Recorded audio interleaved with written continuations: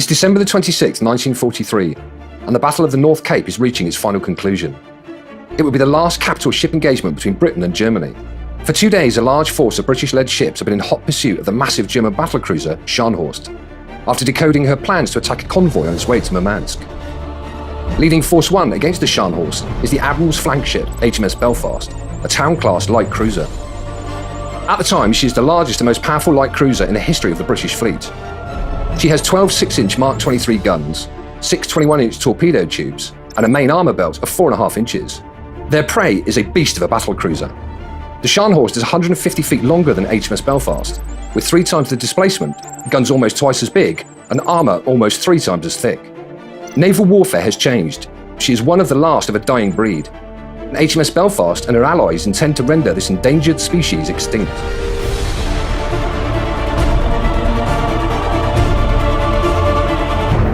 Well, here we are aboard HMS Belfast, one of the last surviving World War II light cruisers. And what a beautiful evening here on the Thames in London. Quite a change for what it would have been like in the Battle of the North Cape. Oh, can you imagine up there, edge of the world, all of the decks covered in ice, making them deadly ice skating rinks. Over the side, absolutely no chance of being rescued. Now, you couldn't do what I'm doing here, for example, touch bare metal with an ungloved hand and, well, you've lost some skin, if not half a digit. In fact, it was so bad people come out and they'd hammer the ice off of the gun turrets to free them up.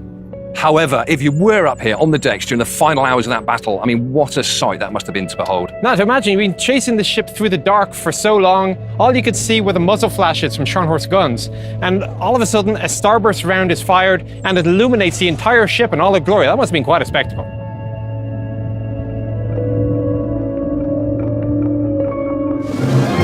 The Belfast and her force eventually crippled the swift battlecruiser and managed to catch up to her. Belfast is running on 4 boilers and 4 Parson turbine engines, providing 80,000 horsepower and a top speed of 32 knots. Wow, look at the size of this boiler room. And this is just a quarter of the propulsion system aboard HMS Belfast. Now, of course, at action stations, all of the watertight hatches were sealed, so if any of the compartments were compromised, it wouldn't have the impact of sinking the entire ship. Which came in handy in 1941 when Belfast struck a mine and broke her keel. But that's, of course, the engineering side of it. What about the human aspect? I mean, if you were down here and it was compromised, surely there was absolutely no chance of escape. Now you add to that the heat and the noise, and if the power went out, then you're in complete darkness, and all you get is the vague sounds of battle being transmitted through the hull. Now, of course, there's nothing like the sound of a torpedo scraping the hull to spur you into action. HMS Belfast's advantage over the Scharnhorst is not simply that she has a fully functioning propulsion system. Early in the battle, the Scharnhorst radar was knocked out as well. She is now blinded as well as hobbled. Most importantly, this means that her massive 11-inch guns have no radar-assisted targeting. The Scharnhorst is effectively reduced to firing at muzzle flashes.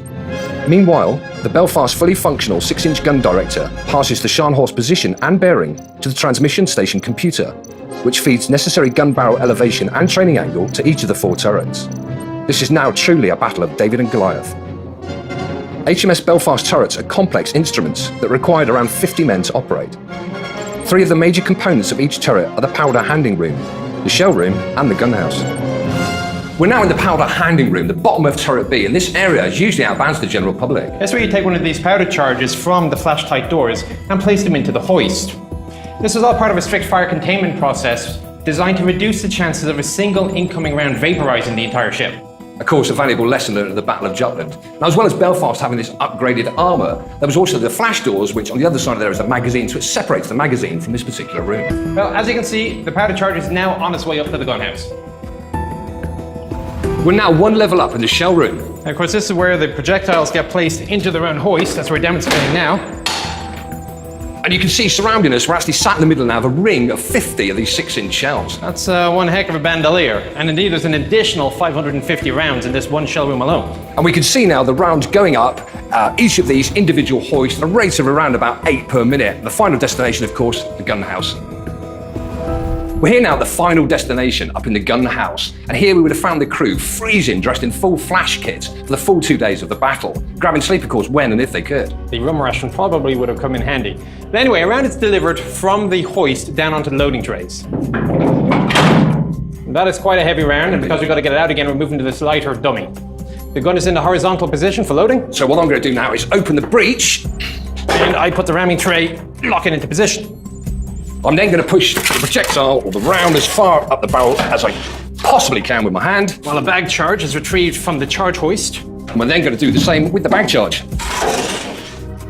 Then you ram it. Of course, this would ordinarily be done in 7 seconds. But they did have a much bigger crew than just the two of us.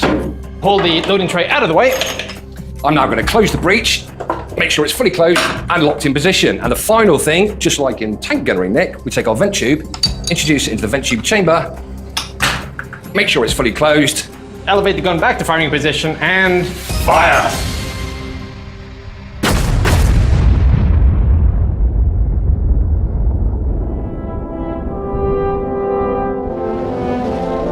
After receiving a final volley of shells and torpedoes, the flaming battlecruiser Scharnhorst brightly lights up the frigid northern night sea.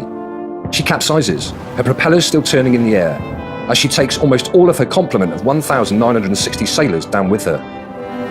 From HMS Belfast, Admiral Burnett calls in the final confirmation of kill. Satisfied, Scharnhorst sunk. Naval combat would never be the same again. Though the shifting tide of warfare would carry her through an accomplished career, her vital role in the Battle of the North Cape would forever immortalise HMS Belfast in the annals of naval history.